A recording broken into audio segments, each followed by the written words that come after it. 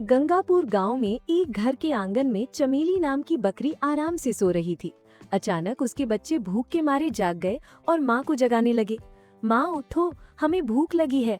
चमेली को ये बिल्कुल पसंद नहीं आया कि इतनी सुबह उसकी नींद खराब की जा रही है।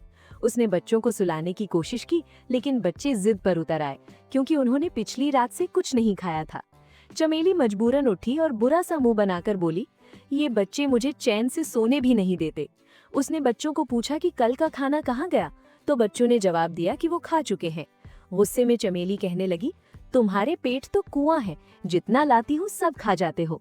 आखिरकार वो मजबूर होकर खेत में खाना ढूंढने निकली और सोचती गई, इन बच्चों ने नाक में दम कर रखा है, इन्हें क्या पता खाना लाने में कितनी मेहनत लगती है। चमेली एक कामचोर और सुस्त बकरी थी, जिसे सिर्फ दिन भर सोना पसंद था। पिछली बार जैसे तैसे जंगल से खाना मिल गया था, मगर अब वहाँ के जानवर उसे कुछ देने को तैयार नहीं थे। वो परेशान होकर सोच रही थी कि अब कहाँ से खाना लाए। इतने में दूर एक बड़ा बाग नजर आया, जिसमें फलों के दरख्त थे। खुश होकर वो फल तोड़ने लगी तो अचानक एक बैल ने रोक दिया। बैल ने समझाया, ये फल मुफ्त नहीं मिलते, कीमत देनी पड़ेगी। चमेली के पास पैसे नहीं थे। उसने रहम की अपील की और अपनी मजबूरी बताई। बैल को तरस आ गया और बोला, अगर रोज बाग में पानी दो और रखवाली करो तो तुम्हें रोज खाना मिलेगा।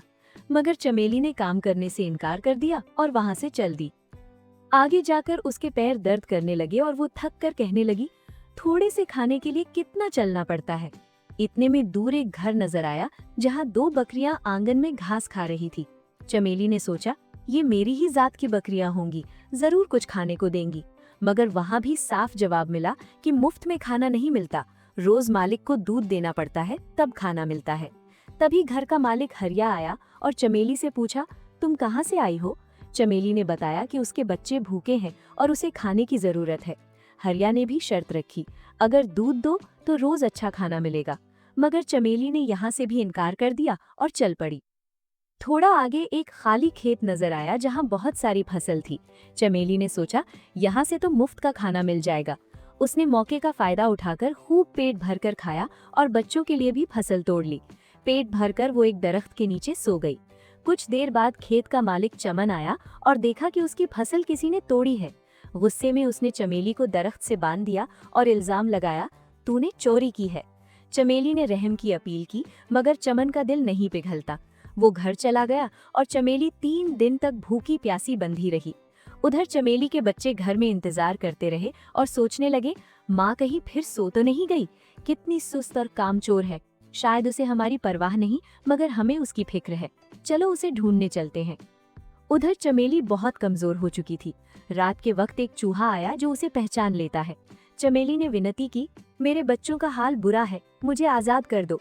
पहले चूहा इनकार करता है, लेकिन जब चमेली ने खुदा का वास्ता दिया तो चूहे ने रस्सी काटकर उसे आजाद कर दिया।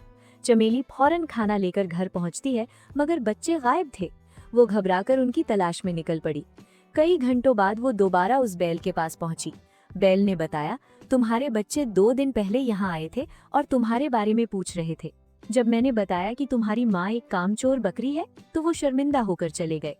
चमेली रोते हुए हर तरफ भटकती रही और चलते चलते हरिया के घर पहुंचती है।